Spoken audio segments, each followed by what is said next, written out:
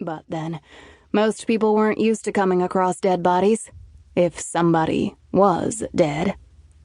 On that thought, Jim grabbed his smoky hat from the seat beside him and climbed down fast. "Ma'am," he said. "You put in a call?" She stopped and took a ragged breath. Pretty enough, but no makeup at all, and the ponytail was messy. "Henry, Mr. Cavanaugh, he's dead. At least, I'm pretty sure he's dead. He's not," she swallowed. "Not moving. He looks stiff." "Where is he?" Jim headed for the house and she followed behind. "Downstairs. Dan." "What's your name?" "Eileen. Eileen Hendricks. I'm the cleaner. That's all. I just came to clean. I'd done the whole upstairs already." The pitch of her voice was rising, becoming nearly hysterical. "Well, he was down there all the time," Jim said. "Come with me, please, ma'am. Show me." One of the oversized, ornately carved double doors was standing open, as if Eileen had come flying out of it, which she probably had.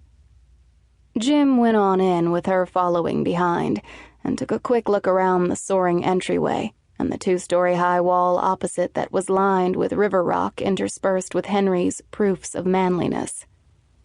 Nothing as insignificant as a deer had been allowed to pollute the trophy wall. A couple of elk, an antelope, a bighorn sheep, a mountain goat.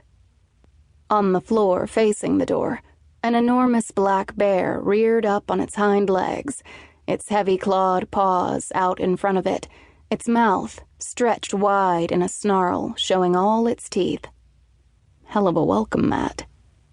Everything looked neat, nothing out of place. But then, Eileen had been through here already. "Downstairs," she said, indicating the wide stairway. "Don't touch the banister, please," Jim said on the way down, although if she already had, it wouldn't matter much. An open corridor stretched out before them with a few doors leading off it. Only one of them open, at the back of the house.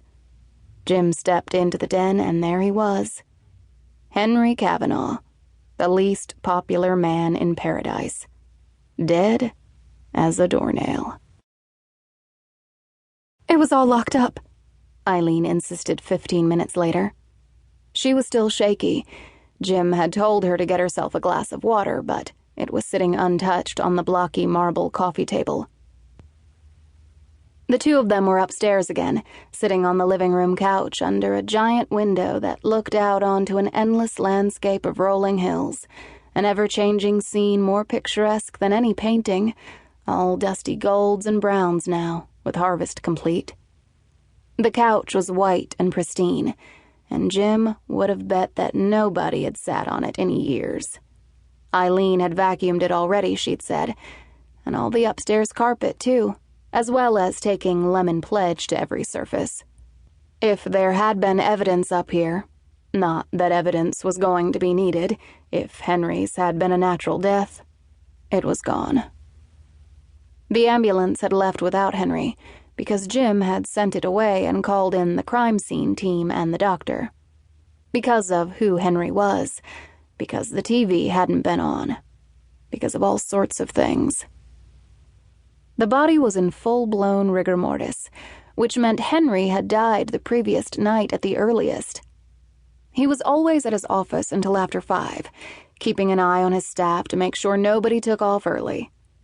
If he hadn't been there the day before, Jim would find out soon enough, and it was at least 50-50 that he would have turned on the TV as soon as he'd entered his den, even before pouring himself a drink and sitting down. The baseball season was winding up, and Henry was the kind of guy who, when he went into a bar, made the bartender turn on the TV right away, even if nobody else wanted to watch. It was probably a heart attack, a stroke, something like that.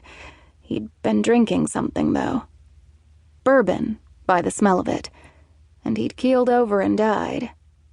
A guy without known health problems, who'd bragged about how his doctor called him a bull, with one of those looks that